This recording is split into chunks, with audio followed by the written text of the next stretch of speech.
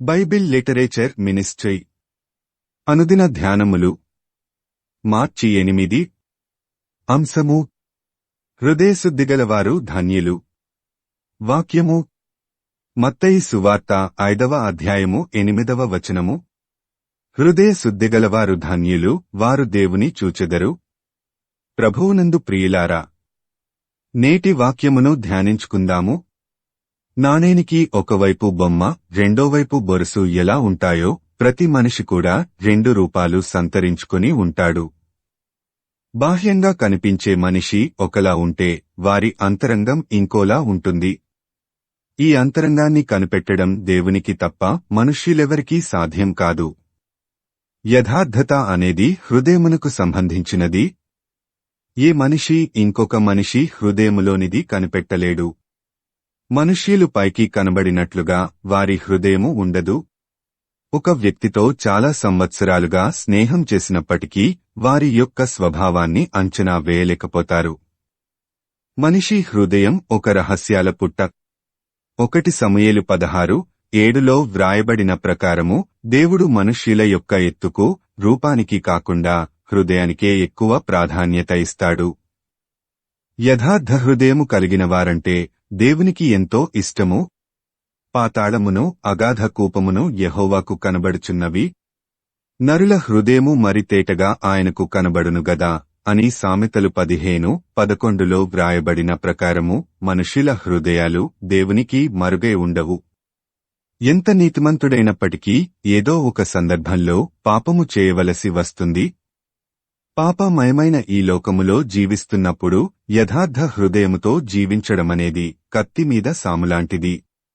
ఎందుకంటే హృదయము అన్నిటికంటే మోసకరమైనది, అది ఘోరమైన వ్యాధి కలది, దాని గ్రహింపగలవాడెవడు. యిర్మీయా 17:9. హృదయములో పుట్టే ఆలోచనల ప్రకారమే మన జీవితం నడుస్తుంది.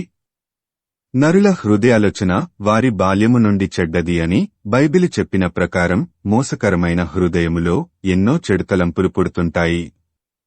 ఇలాంటి ఘోరమైన వ్యాధి కలిగిన హృదయాన్ని ఈ లోక మాయలలో చిక్కుకొనకుండా చాలా జాగ్రత్తగా కాపాడుకోవాలి. మీ హృదయము మాయలలో చిక్కి త్రోవ విడిచి ఇతర దేవతలను పూజించి వాటికి నమస్కరింపకుండా మీరు జాగ్రత్తపడుడి. ద్వితీయోపదేశకాండము 11:16. ఈ లోకములో ఉన్న అనేకమైన తంత్రములు మనకు విగ్రహాలుగా తయారవుతాయి. ఈ రోజుల్లో చాలామందికి వినోదం ఒక పెద్ద విగ్రహంగా తయారయ్యింది. సెల్ ఫోన్, టీవీలలో గేమ్స్ ఆడుకోవడం, సినిమాలు చూడటం లాంటి మాయలలో మన హృదయం చిక్కుబడిపోయి వాటిలో నుండి బయటకు రాలేకపోవడానికి కారణం మన హృదయమే. అలాంటి మోసకరమైన హృదయాన్ని శుద్ధి చేసుకోవాలంటే అది మనకు సాధ్యము కాదు. వాక్యము ద్వారా మాత్రమే మన హృదయం శుద్ధి అవుతుంది. మనం దేవుని యొద్దకు వెళ్ళినప్పుడు ఆయన మన హృదయాలని శుద్ధి చేస్తాడు. యెహోవా నీతిమంతుడు, ఆయన నీతిమంతులను ప్రేమించువాడు. యథార్థవంతులు ఆయన ముఖ దర్శనము చేసెదరు. కీర్తనలు 11:7. మన హృదయాన్ని ప్రతిరోజు వాక్యముతో శుద్ధి చేసుకోవడం ద్వారా యథార్థంగా జీవించవచ్చు. మన హృదయంలో, మన ఆలోచనలలో వాక్యము ఉంచుకోవడం ద్వారా హృదయము ఎప్పటికప్పుడు శుద్ధిపరచబడుతుంది. కాబట్టి మనం దేవుణ్ణి చూడాలంటే శుద్ధ హృదయంతో యథార్థంగా జీవించాలి. నీ హృదయాన్ని వాక్యముతో శుద్ధి చేసుకోవడానికి నీవు సిద్ధమా? ప్రార్థించుకుందాము.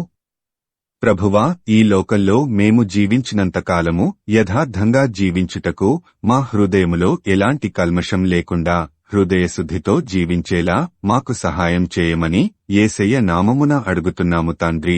ఆమేన్.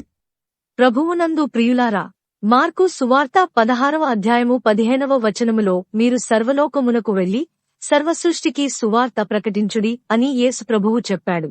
కాబట్టి సువార్తను ప్రకటించడంలో భాగంగా ఈ వాక్యమును మీ స్నేహితులు, బంధువులకు షేర్ చేయమని ప్రభువు నామమున కోరుతున్నాను. దేవుడు మిమ్మును దీవించునుగాక.